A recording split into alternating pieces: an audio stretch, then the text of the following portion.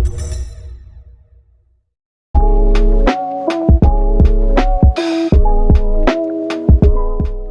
broadcast is now starting. All attendees are in listen-only mode.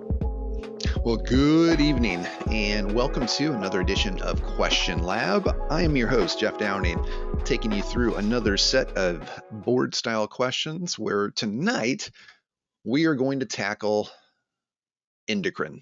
So I'll be thinking about hormones tonight, and to help us with tonight's session, we're joined once again by Dr. Paris Vicaria.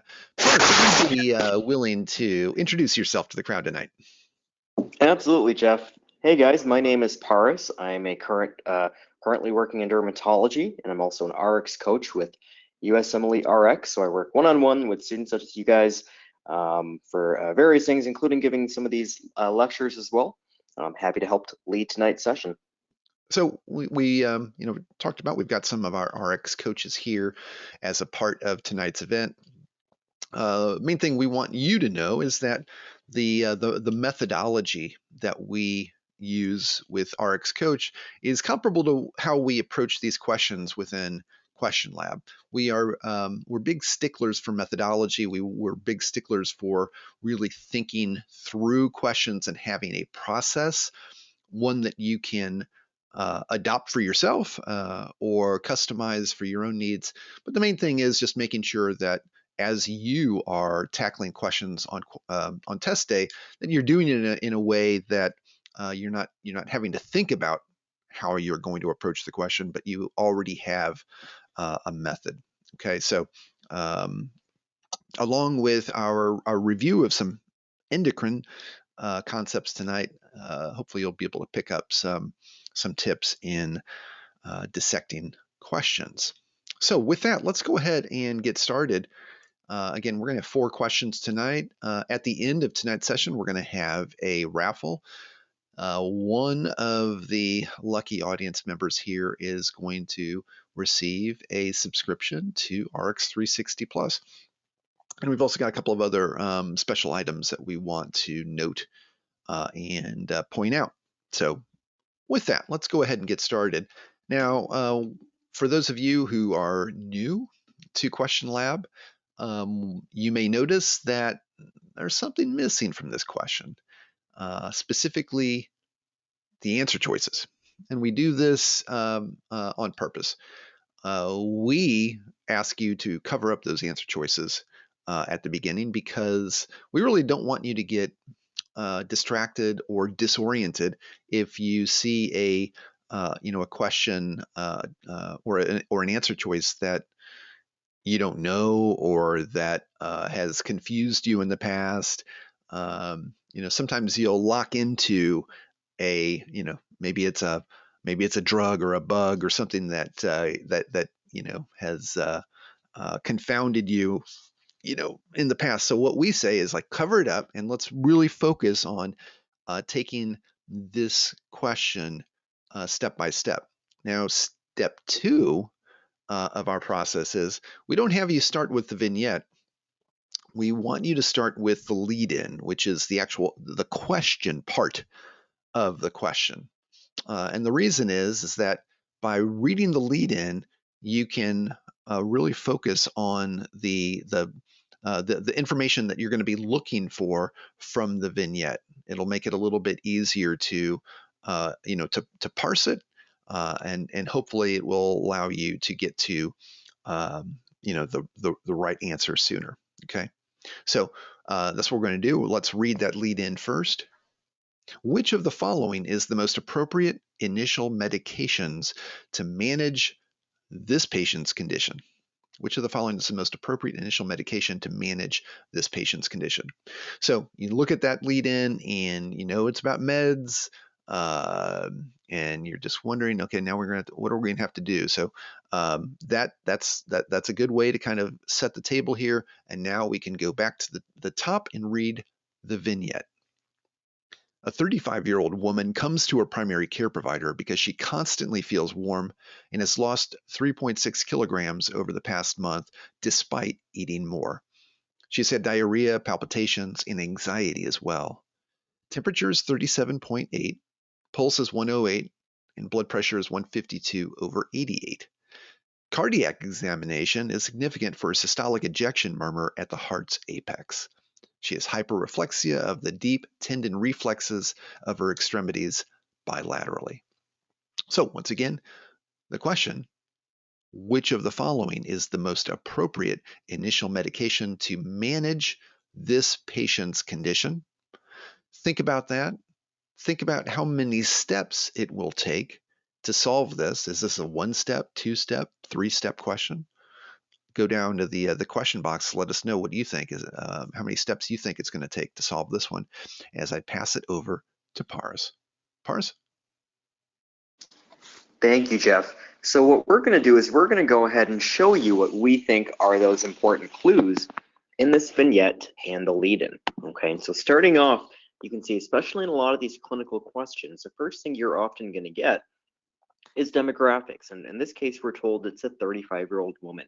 And you want to make note of that right off the bat, because automatically that can clue you in into what sort of things, what sort of conditions you should be thinking about. Okay. And then next they tell you, why is this patient coming into the ER? Why are they coming to the hospital? And in this case, it's because of weight loss and feeling warm. Okay. And those are what we call the presenting signs and symptoms. So you don't want to forget them. That's why they came in. And, oftentimes they're the first thing you read. So they're often the first thing that escapes from your mind. So you definitely don't want to forget it. Okay. And then in this case, they also told us how long it's going on for the past month. So they'll often tell you that as well. Is this an acute issue, going on for a couple days, or more of a chronic issue going on for a few months? So that can also help you clue in on the right diagnosis. Now, they also tell us some other signs and symptoms she's having. They give us some vital signs. So you definitely want to know what's normal, abnormal, okay? And then obviously they tell us some abnormal physical exam findings, which you definitely do not want to leave out. Okay, so then this question is asking us about the most appropriate initial medication, okay, to manage this patient's condition.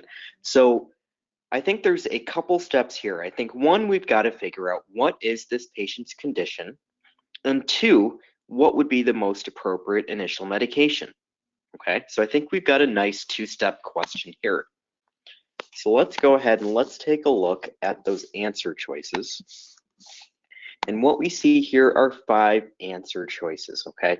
And when we work with students, when we go through answer choices, we actually recommend that students start at the bottom and work their way up to the top. So start with answer choice E and work your way up to answer choice A. And the reason we do that is because a lot of times we'll see students who start at the top, they'll see something they like and they'll select it without going through all the answer choices. And so sometimes they'll get that question wrong as a result.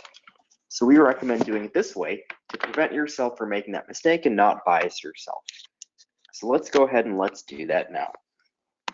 Answer choice E, propranolol, E, octreotide, C, methimazole, B, levothyroxine, and A, iodine. So we're going to go ahead and open up that poll. Go ahead and select what you think is the best answer here, and we'll talk about it in just a few seconds. Okay, excellent. Thank you, Paras. So we have launched the poll. So now you've had a chance to think about this patient's background, think about why they're here, looking at what they're dealing with, figuring out what's the most appropriate initial medication to manage this patient's condition. Let's see, so far had a good response. We've almost 2/3 of you have voted so far. So looking at the numbers, kind of a 2-horse race. So let's go ahead and close that poll and share the results. So looks like nobody bit on iodine. So that's good to see that kind of consensus. Not many people going for answer choice D either. But propranolol is the leader with methimazole right behind it. So let's go ahead and hide the results and look for the answer. And the answer is indeed answer choice E, propranolol. If you didn't get it right, that's okay. Pars is going to walk you through this one. Pars? Thank you, Jeff. Yes, great job on this first question. So hopefully you guys are picking up that this patient has hyperthyroidism, okay?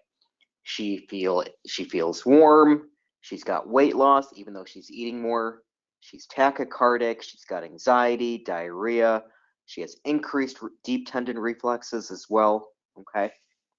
On top of that, we know her cardiac output is increased, not just because of the increased heart rate, but she's got a cardiac murmur, probably because her stroke volume and flow is increased, okay? Now in these patients, she's kind of, let's take a look at the next slide. I don't think she's quite here yet, but one of the things you always want to think about with hyperthyroidism is thyroid storm, okay? It's an uncommon but serious complication that results when, hyperthyroidism isn't treated.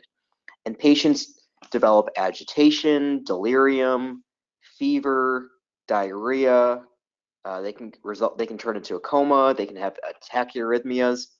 Now, I don't think this patient's quite at the level of being thyroid storm, but you can see here one of the main treatments is with a beta blocker, propranolol. Okay, and that same reasoning applies to our patient. In patients who have too much thyroid hormone, that propranolol can help kind of bring down her cardiovascular system. We know it's kind of an overdrive right now. She's tachycardic, she's hypertensive. We kind of need to calm that down a little bit, okay?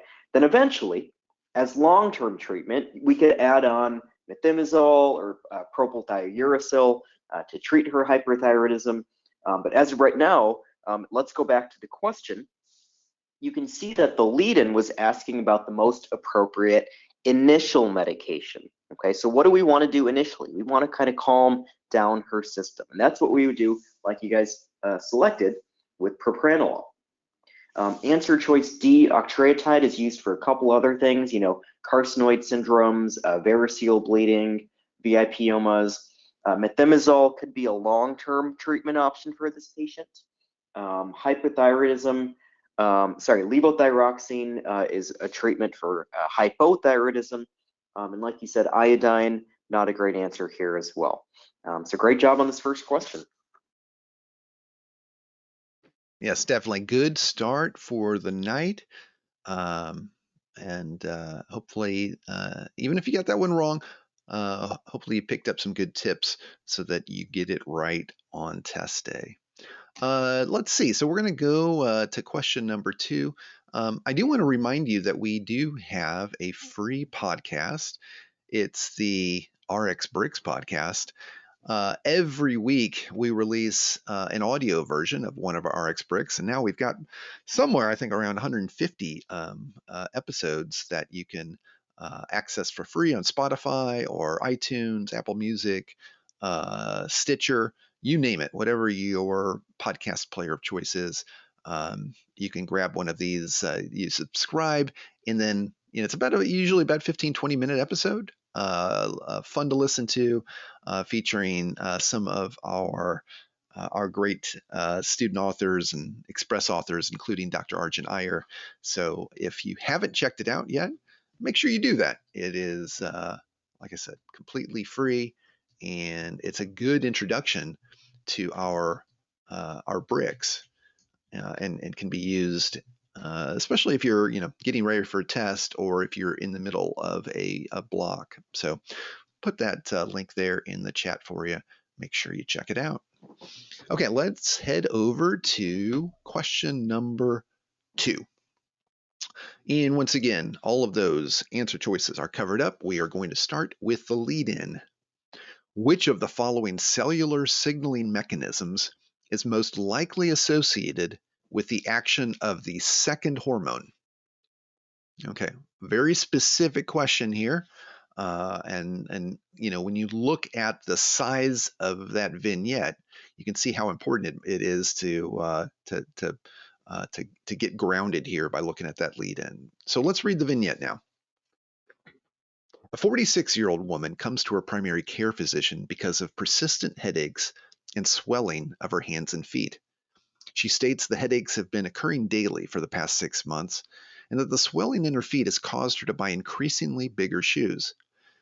She has had limited access to medical care, doesn't take any medications, and has no history of major medical illness.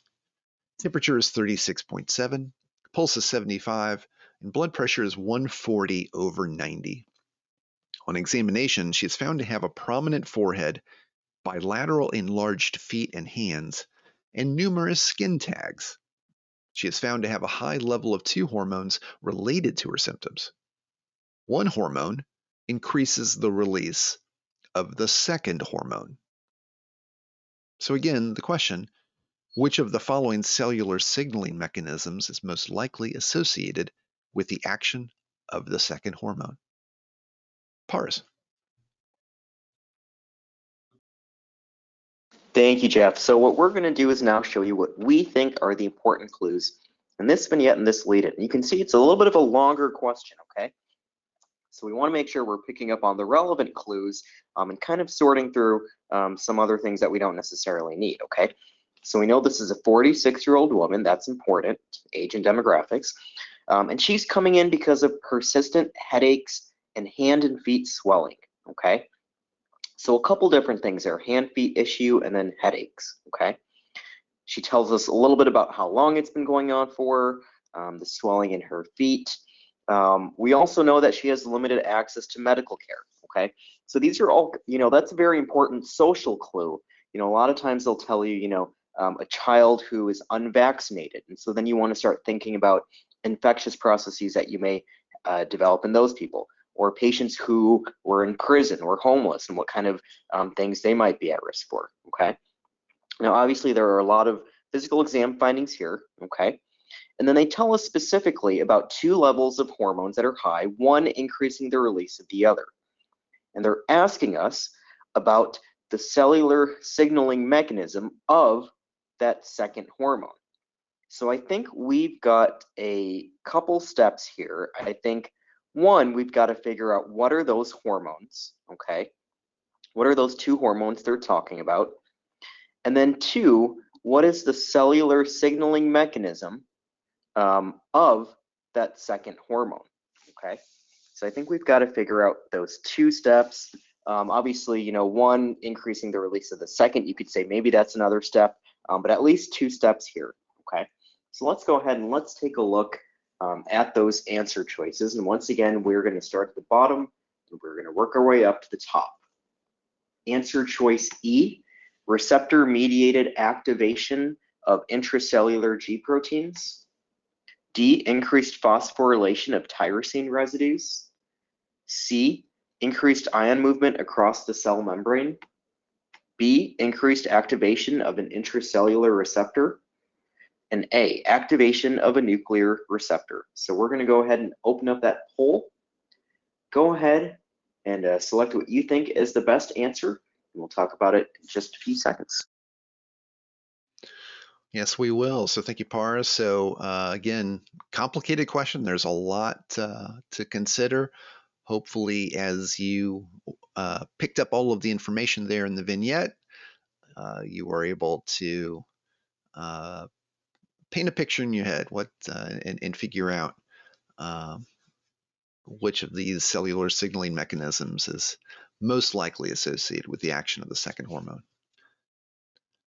Let's see. So the voting is a little bit slower this time out. That's okay.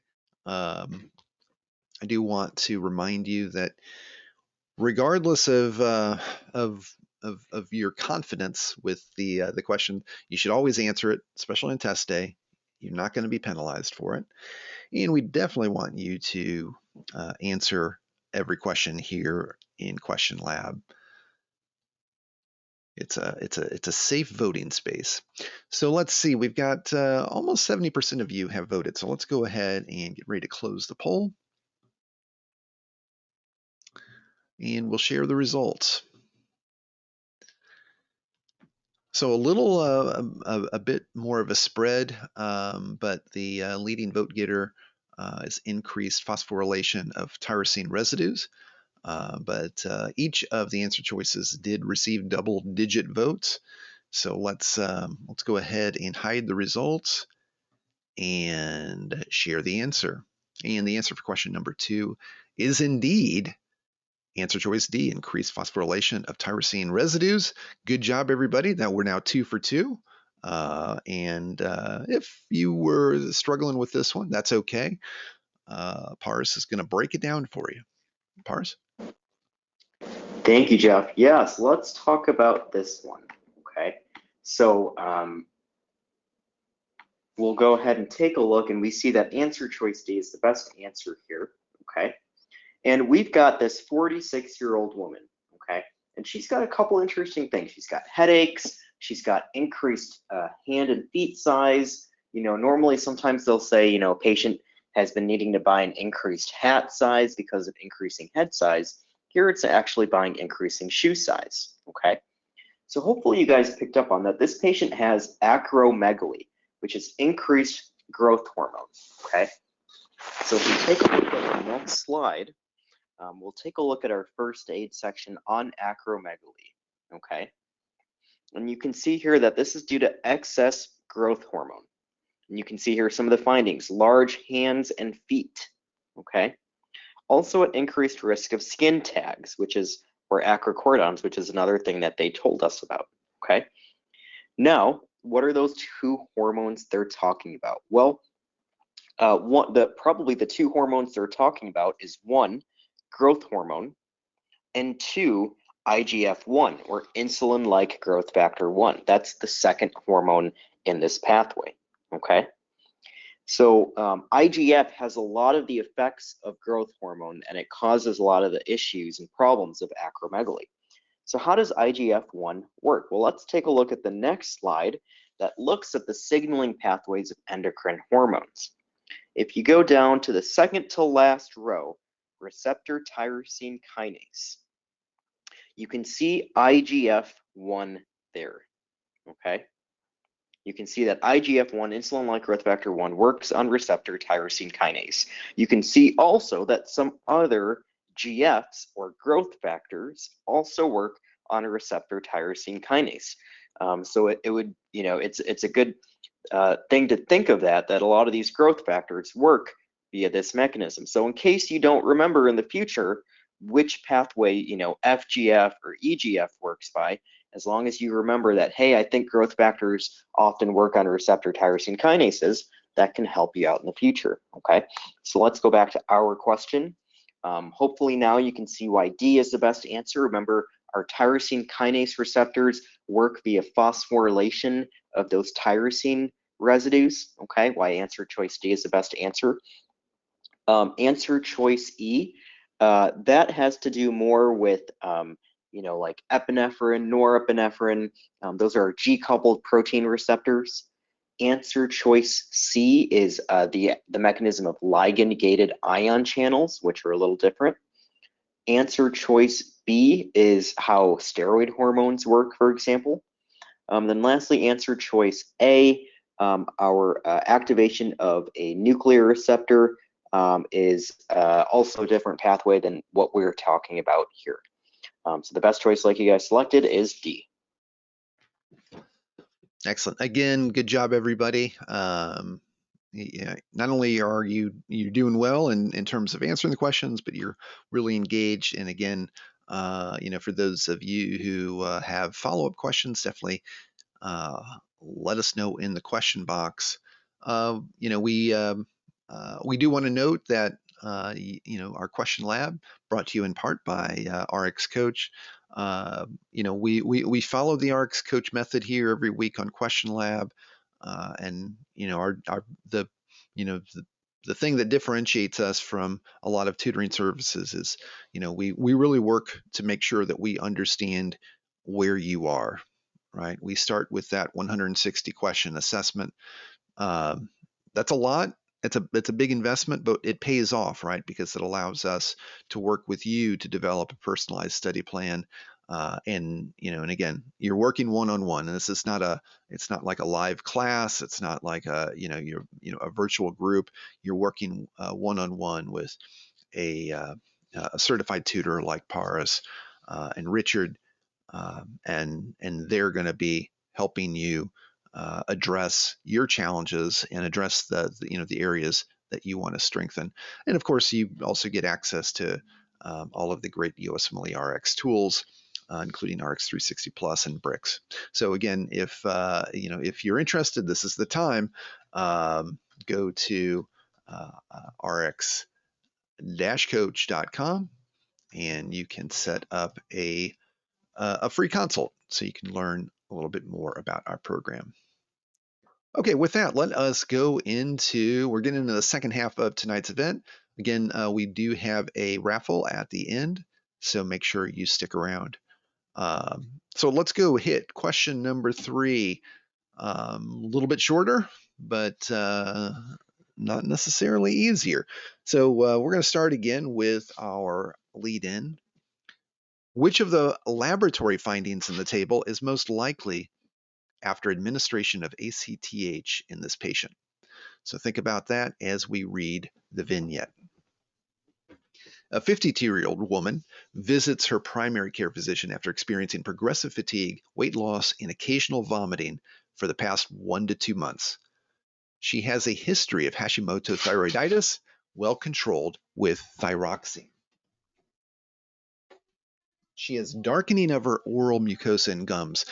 Serum studies show a glucose level of 80 milligrams, sodium level of 130, and a potassium level of 5.3.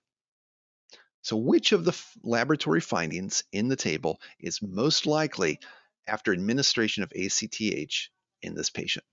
And with that, I will turn it over to Paris. Thank you, Jeff. So what we're going to do is go ahead and show you in this question now what we think are the important clues in the vignette and lead-in. Okay, and so you can see here we've got a little bit of a table. Okay, and so it's always important to take a look and note at what are the columns. So we're talking about some hormones there. Okay, and we see this is a 52-year-old woman. Okay, and she's coming in because of progressive fatigue, weight loss, and some vomiting. We know it's a little bit chronic because it's been going on for a couple months. Okay, so we want to start to piece together, try to tie those together. What could be going on here? Okay, especially when it relates to those hormones, cortisol, deoxycortisol, aldosterone. Okay, they tell us about past medical history. Definitely want to make note of that.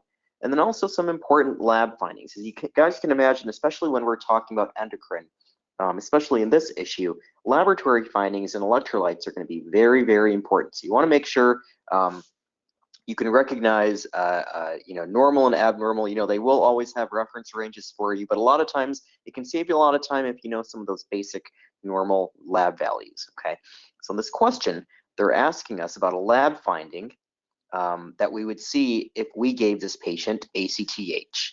Okay, so I think we've got a couple steps here. I think one, we've got to figure out what is this patient's diagnosis. 2, in that diagnosis, what happens after you give ACTH? Okay, so I think we've got a 2-step question here. So let's go ahead and take a look at those answer choices. And once again, we'll start at the bottom and work our way up to the top. E, you can see that there's no change in cortisol and 11-deoxycortisol and a decrease in aldosterone. D, there's no change in all 3 of them. C, there's no change in cortisol and 11-deoxycortisol, but there's an increase in aldosterone.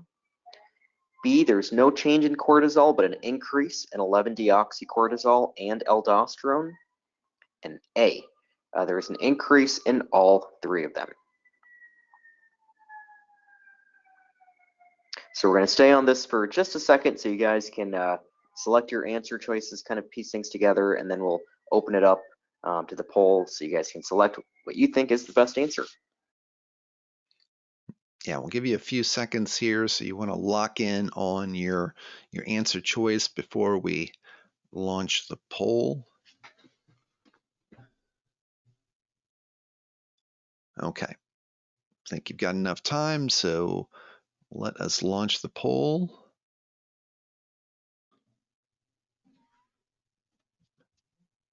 input your answer.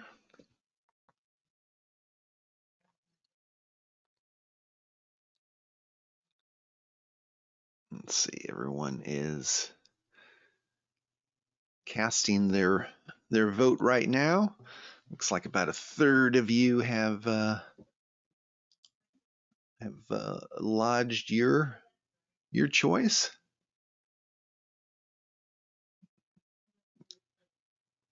Okay. Again, there's no no shame if this is something that maybe you haven't hit it yet. I know we've got some M1s in the crowd tonight, or maybe it's been a while. Don't worry about it. Take your best shot, and we'll talk about it. Okay, I'm going to go ahead and close the poll, and let's share the results. So again, pretty even spread. Most of you, or the choice A, received the most votes, and that indicated, the belief that you'd see an increase in all three of those lab findings. And there was a dead heat there between choices B and D. D was the one where there was no change across the board. So with that, I'm going to go ahead and hide those results and let us share the correct answer. And the correct answer is D. So it is the one where there were no changes across the board. So there's a lot we need to break down here, and Paris is going to do that for us right now. Thank you, Jeff. Yes, definitely a tough question, and they love to ask about, adrenal hormones, adrenal pathology. One, because it's very important, but two, because it's challenging. Okay, so let's talk about this one. Okay, so this patient has some issues with vomiting, fatigue, weight loss. We can see her sodium is low, her potassiums may be slightly high, and she also has darkening of her oral mucosa and gums. Okay, so let's take a look at the next slide, and we'll take a look at what most likely condition this is. So it's adrenal insufficiency. So the adrenal glands are not making enough of their hormones. Okay, we know that.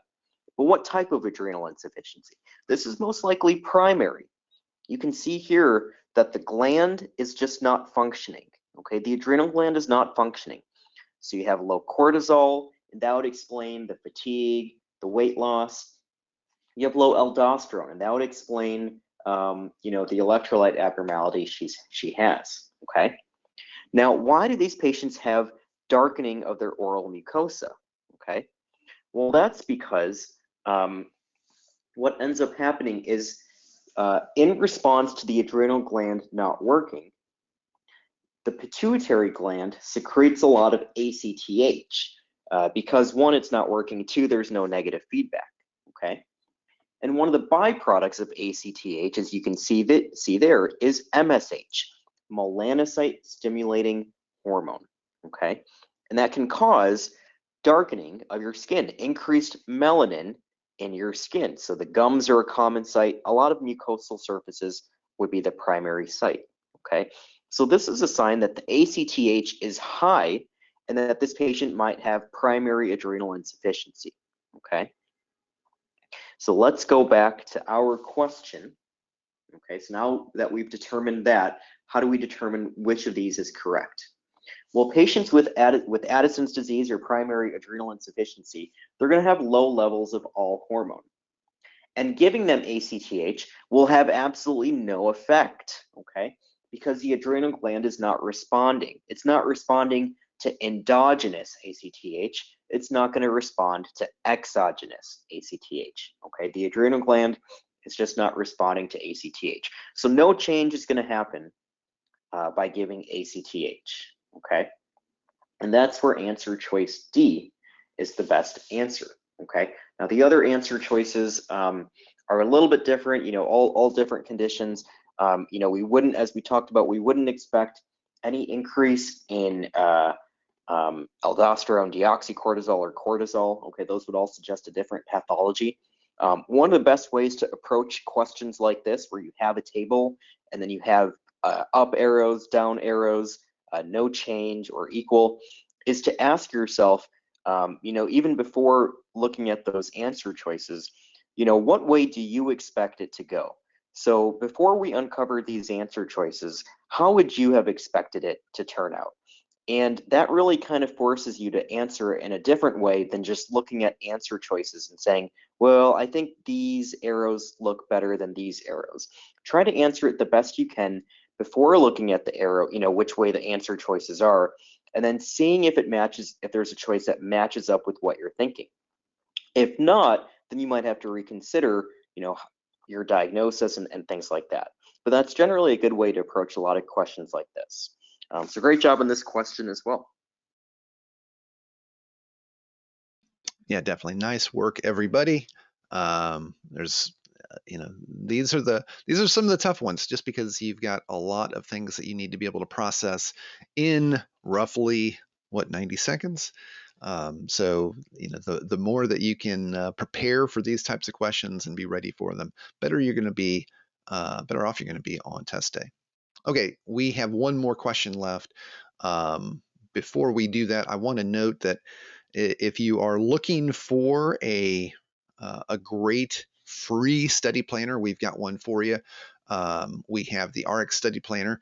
It was originally designed for those preparing for step 1, and we've recently expanded on it so that for those of you preparing for step 2 or thinking about preparing for step 2, we've got a version of that for you too. So we've got the link for you there in the chat.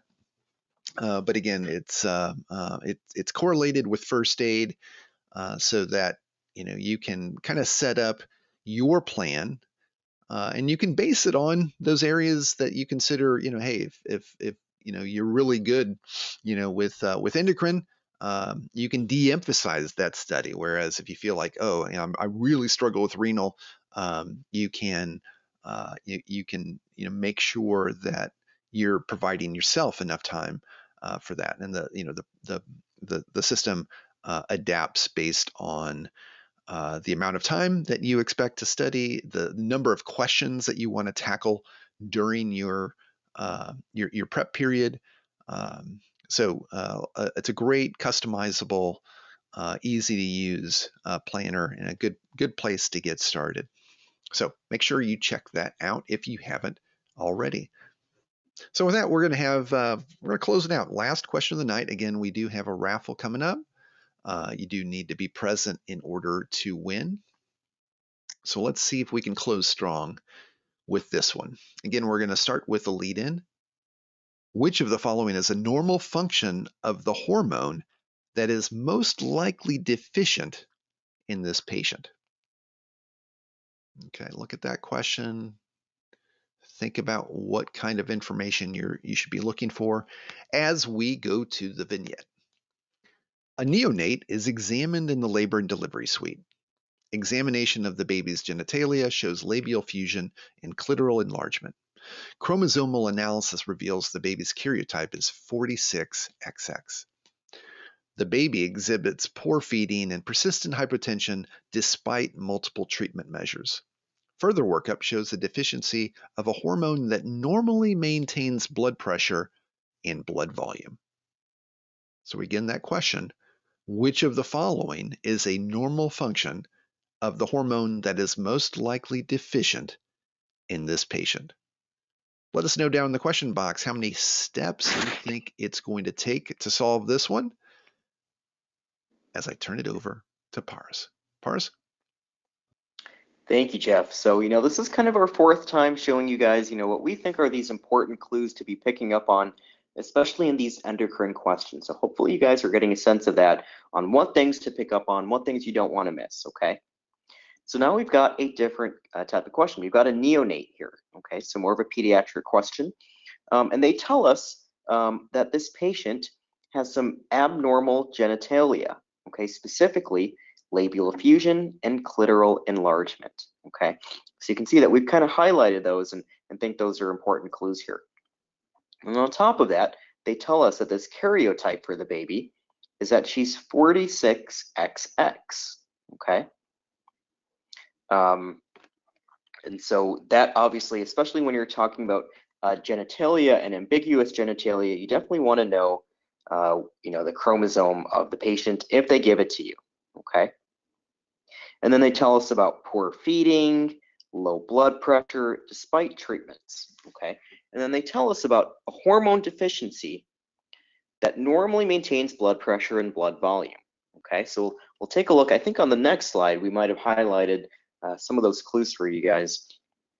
Then you can see that they're asking about a normal function of the hormone most likely deficient, okay? So I think one, we've got to figure out what is that hormone that's deficient in this patient.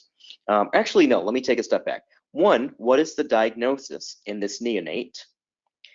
Two, what is the hormone deficiency in that condition? And three, what is the normal function of that hormone? So I think we've actually got 3 steps here: diagnosis, the hormone at play, and then the normal function of that hormone. So we'll take a look at the answer choices once again, starting at the bottom and working our way up to the top. E, renal sodium excretion. D, renal hydrogen ion excretion. C, renal collecting duct water reabsorption. B, increased renin synthesis. And A, increased conversion of angiotensin 1 to angiotensin 2. So we're going to go ahead and open up that poll. Go ahead and select what you think is the best answer here, and we'll talk about it in just a few seconds. Okay, everybody, this is the final question of the night. Hopefully you have been able to lock in on the correct answer. So go ahead and cast your vote. Which of the following is a normal function of the hormone most likely deficient in this particular patient? Let's see. So we, again, we've got a couple things that we're going to note. So you guys are going to subscribe to the podcast. You're going to be, checking out RX Coach. We've got the free study schedule, and we're going to tell you a little bit about. We have a webinar tomorrow night, Path to USMLE Success. So another chance for you to learn and prep for step 1, and we'll have a couple of nice raffle prizes tomorrow night as well. So lots of good stuff on tap this week from your friends here at USMLE-Rx. Well, votes coming a little bit slower for this question, so go ahead. Let's take your best shot, and we will go ahead and close the poll.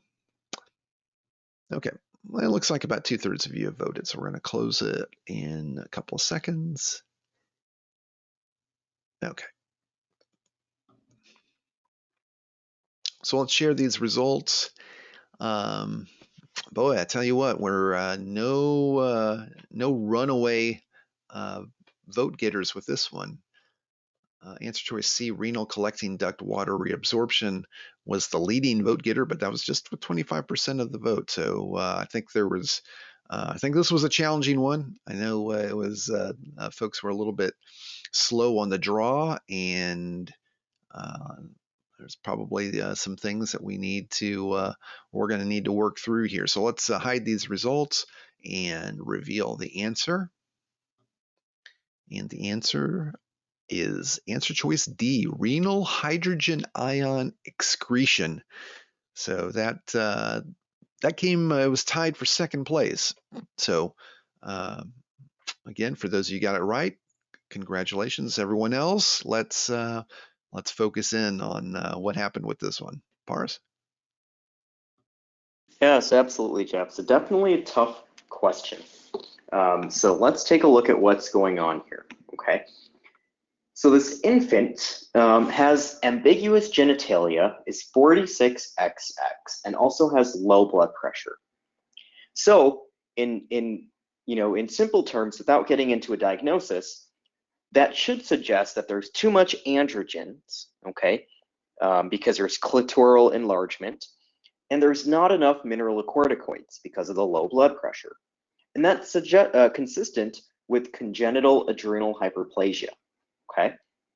So let's take a look at the next slide, and we can see where our pathway lies, okay? So we can see the aldosterone pathway is first, and that's coming from corticosterone. We can see second is the cortisol pathway, and then you can see how on the far right you get your androgens and estrogens, okay? So let's take a look at the next slide, okay? Now in this patient, we are under the impression that this patient has low mineralocorticoids and low blood pressure and high sex hormones, okay, high androgens. And that fits best with the answer choice, or sorry, with choice B here, 21 hydroxylase deficiency, okay? You can see low mineralocorticoids, low blood pressure, and also low cortisol, but importantly, increased sex hormones. As a result, you can see that these patients on the far right can present in infancy with virilization in XX patients. So female patients can become virilized, okay? Now you may be wondering, why is it not answer choice C? That also has increased sex hormones and also has increased mineralocorticoids. Well, remember, this actually can cause increased blood pressure because one of the substrates before aldosterone accumulates, and that can also raise your blood pressure. So unlike our patient, patients with answer choice C would have increased blood pressure, which our patients don't have. So let's go back to our question, and let's take a look now at those answer choices, okay? And we can see here that this patient probably has too much steroid sex hormones and little mineralocorticoids such as aldosterone, okay? And when we think about what mineralocorticoids do, remember they act in the kidney to increase sodium reabsorption, but they also cause excretion of potassium and secretion of protons, okay? So as a result, a normal function of aldosterone or mineralocorticoids, which are deficient in this patient, is to excrete hydrogen ions in the kidney. Answer choice E, for example, renal sodium excretion, those are caused by natriuretic peptides like BNP, which is more in congestive heart failure. Answer choice C, renal water absorption, is done by antidiuretic hormone, which is not really at play here in adrenal hyperplasia. Answer choice B, increased renin synthesis, is a response to sympathetic innervation. And lastly, answer choice A is not directly under hormonal control. So the best answer choice here is answer choice D. So great job on these endocrine questions. Definitely some tough ones tonight. I will pass it back to you, Jeff. Excellent. Thank you, Paris. And yes, well done, everybody.